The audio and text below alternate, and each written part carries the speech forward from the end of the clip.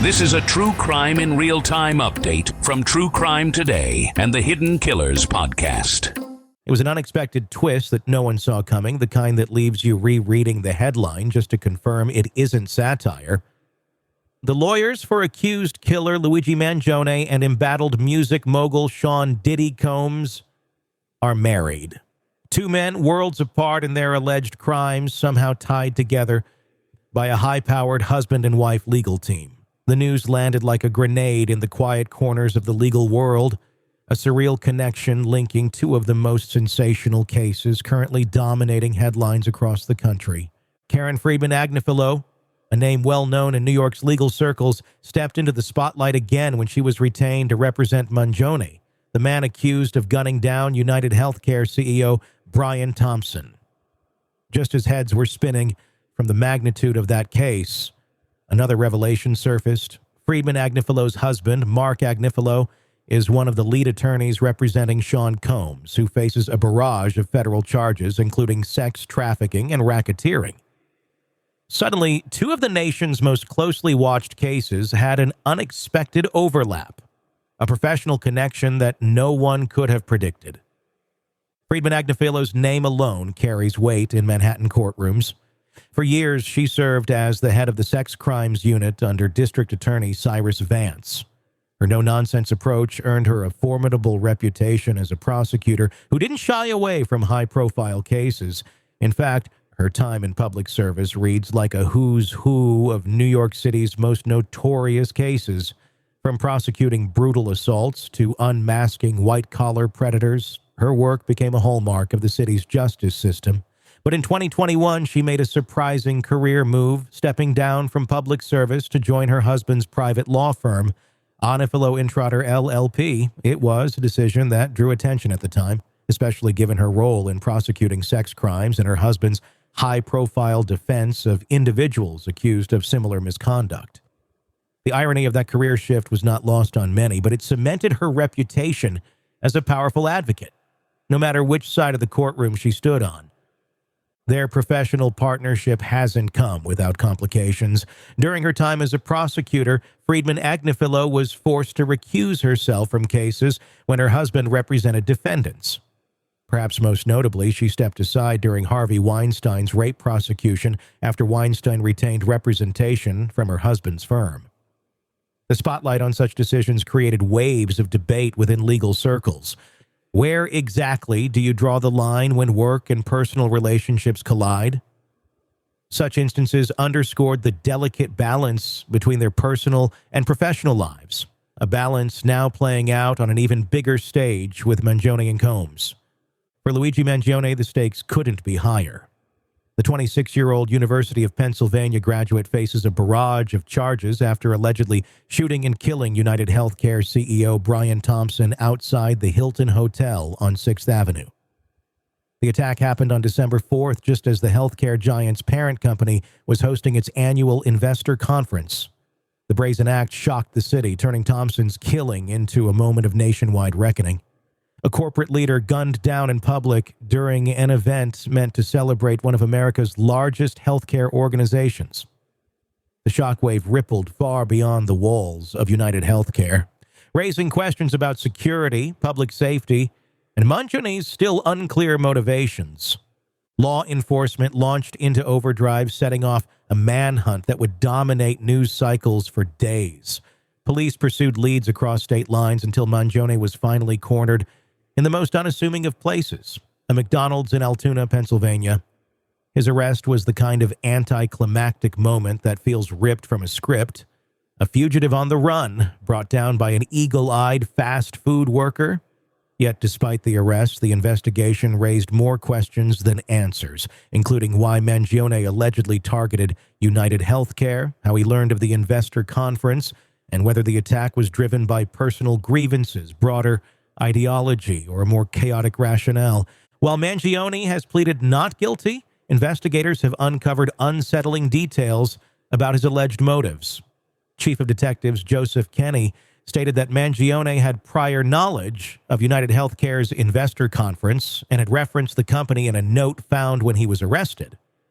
Yet, Despite Mangione's alleged fixation, there's no indication he was ever a client of UnitedHealthcare. This curious detail raises broader questions. Why UnitedHealthcare?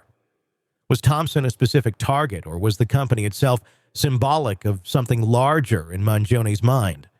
As those threads are pulled, investigators continue to search for clues, leaving many wondering whether this was an act of premeditated calculation or something more chaotic. Meanwhile, 160 miles away in Brooklyn's Metropolitan Detention Center, Sean Diddy Combs sits behind bars. Once regarded as one of music's most untouchable figures, Combs now faces a litany of charges that threaten to dismantle the empire he spent decades building. Sex trafficking by force, racketeering conspiracy, and prostitution charges are just the tip of the legal iceberg. Since his arrest, upwards of 100 new allegations have emerged, painting a grim picture of systemic abuse that spans years. The sheer volume and consistency of these claims have sent shockwaves through the entertainment industry, forcing some to reckon with uncomfortable questions about power and accountability in a world where celebrity often trumps consequences. Combs, for his part, has pleaded not guilty to all charges and remains steadfast in his defense. Marc Agnifilo, Diddy's lead attorney, has his hands full navigating the fallout from these mounting accusations. Known for his unflappable demeanor and strategic courtroom tactics, Agnifilo now faces the arduous task of dismantling a case that grows stronger with each new allegation. His work on Combs' case stands as a stark contrast to his wife's role in Mangione's defense. Together, the Agnifilos find themselves at the center of two of the most polarizing cases in the country, their marriage now under the microscope as much as their clients.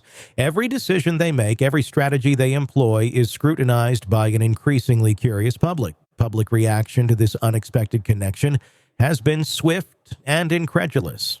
Social media erupted as word spread of the Agnifilos' dual involvement, with commentators expressing everything from shock to outright suspicion. How could two seemingly unrelated cases converge in such an intimate way? Was it simply coincidence, or does it say something deeper about the small, intertwined world of elite legal defense? The fact that these cases are happening in tandem with lawyers who share not only a firm but a home has added a surreal element to an already extraordinary series of events. It's the kind of detail that feels almost cinematic.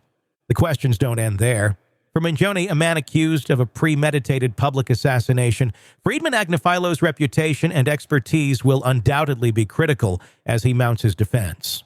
Similarly, Marc Agnifilo's seasoned approach will play a pivotal role as Combs fights allegations that have left the public reeling.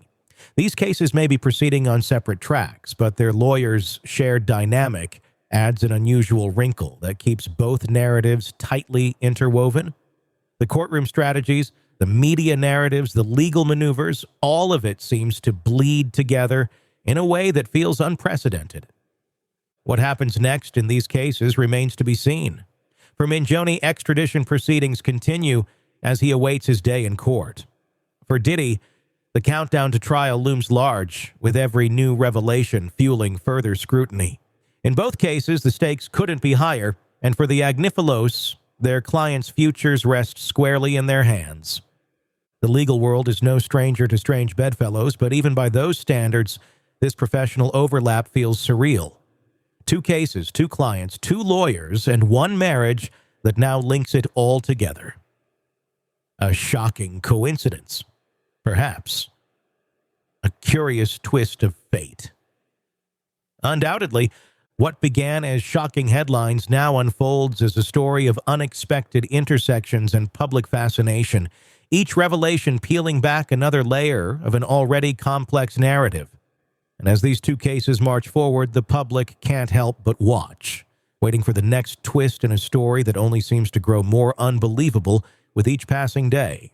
In a world where the darkest secrets lie just beneath the surface. They said it was an accident, but the evidence says otherwise. Where hidden killers roam, unnoticed, in the shadows. I think you would definitely be looking at a blend of toxic very bad narcissistic personality traits, and they will be vengeful and possibly resort to violence. Join Tony Bruschi as he uncovers the truth behind the most chilling cases. They said it was an accident, but the evidence clearly says otherwise. Each episode, we dig deep into the minds of those who commit the unthinkable. To your point on narcissism, he thinks in his own mind how witty he is. Yeah. But he lost that jury. I was done with him in 2 minutes. From unsolved mysteries to infamous crimes. Geez, you've just talked about how you've taught yourself how to do everything under the sun.